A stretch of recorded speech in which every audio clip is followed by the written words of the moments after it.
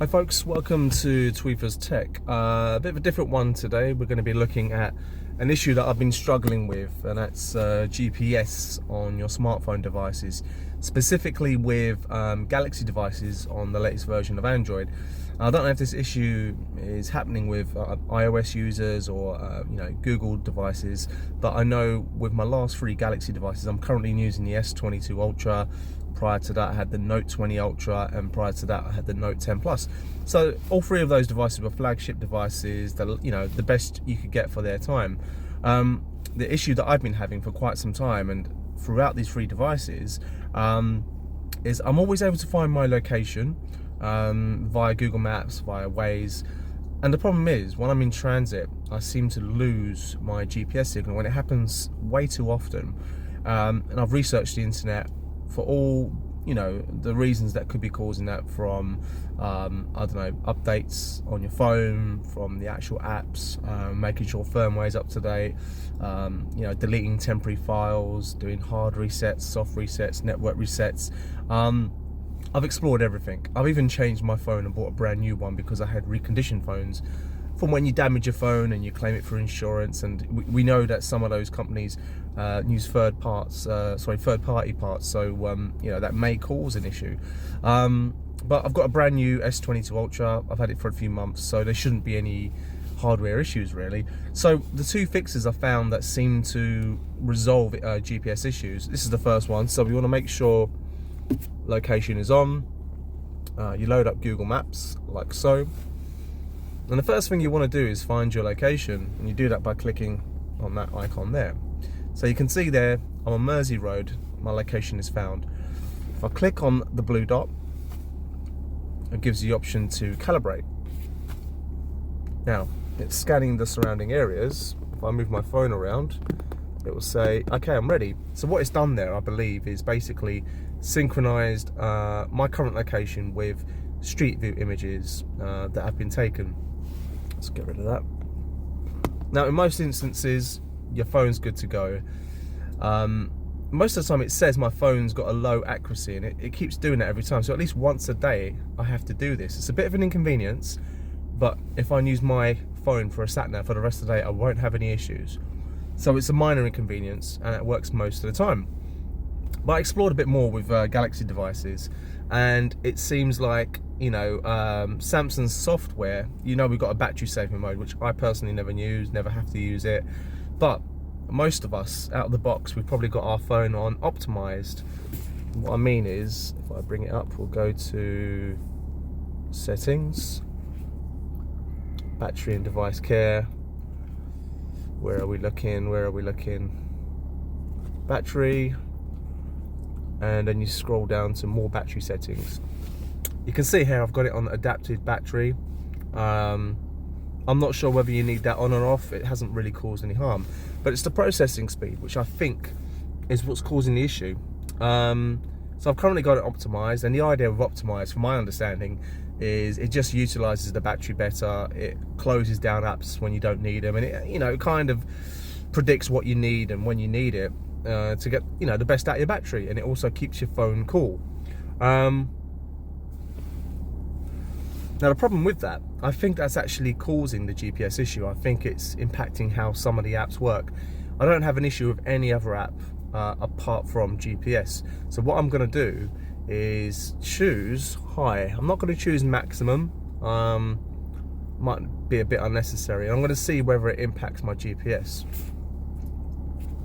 So we'll go on location. I'm going to type in, where should we go? Costa. I think it's close by.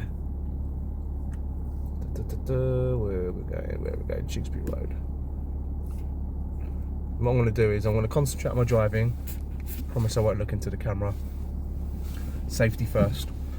And we're going to see whether putting it in the turn off the optimized mode is really going to make a difference. Now, some people could argue that you should put it at maximum so you've got complete unrestriction, but I'm going to see whether just keep it in high will make a difference. Let's see, where am I going?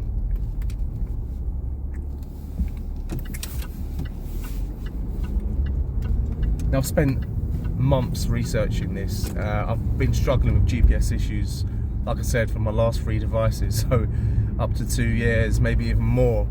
And this is something that's been bothering me for ages. It's the only issue I have with Galaxy devices.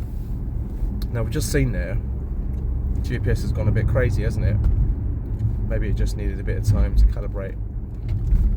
But it's not going in the location I'm at the moment. Maybe it'll reconfigure. Let's see what happens. See, I'm still having problems there. It's not saying that it's lost GPS, but it's still struggling. So what we'll do, pull over when I get a chance.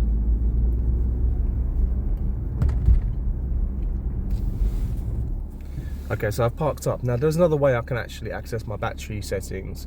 You can download a side panel. One of these, I'll scroll along. There's a device management one. I think this cost about £1.50. And what you want to do is click on battery again. In this instance, more battery settings. Where are we going? Processing speed. Let's go to maximum. Let's see if that makes a difference. So we'll bring up Google Maps again. Still want to get some coffee. Come on, Google.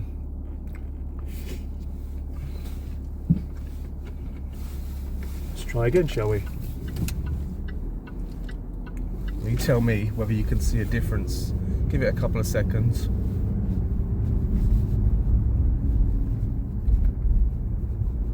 I'm wondering whether this screen recording software is impacting it in any way. Hopefully it's not. As far as I'm concerned, if you put it on maximum processing settings, it should be able to handle anything you throw at it.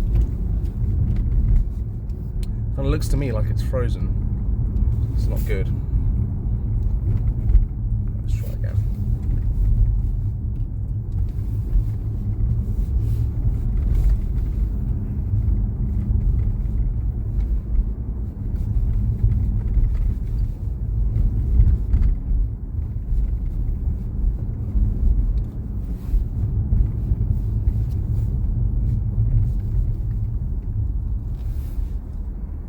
Doesn't look like it's working, does it, folks? So, I was hoping this may solve the issue that I've had.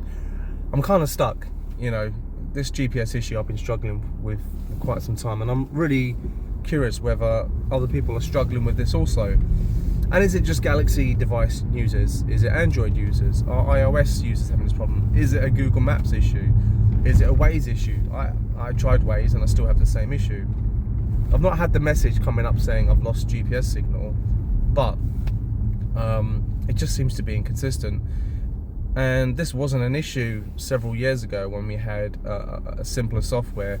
It just seems like the more powerful devices get, the more issues we've had. Bluetooth can sometimes be an issue, you know. Sometimes my audio is a little bit delayed. Sometimes it cuts out. You know, whatever version of Bluetooth we're on, it should be better. It shouldn't be struggling. I don't know. If anyone's got any idea what's causing this, please let me know, because I'm stuck. I don't really know what to do.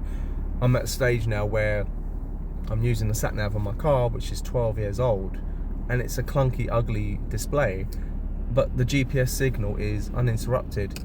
It's always accurate on where I am, and it's got no advanced Google settings. It's just the Jag sat nav. And you know, in the past, we've come to believe that the sat navs that car manufacturers, you know, provide are never been as good as what you get on your smartphone, and that's been the way for a long time. But now, I'm not so sure.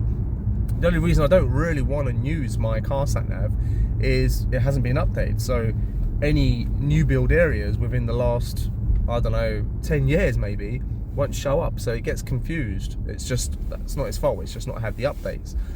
Other than that, I wouldn't use it for day to day. But you know, there we go. There's a searching for GPS signal.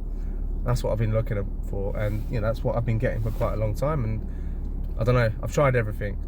I'm stuck. Can anyone give any suggestions as to what I'm doing wrong? That'd be really useful. Thanks for tuning in, guys. Stay tuned to the next episode. We're going to be doing a review on the TrimPod 2.0 by Groomhair, especially for you baldies out there looking for an alternative to a wet shave. Stay tuned. Thank you.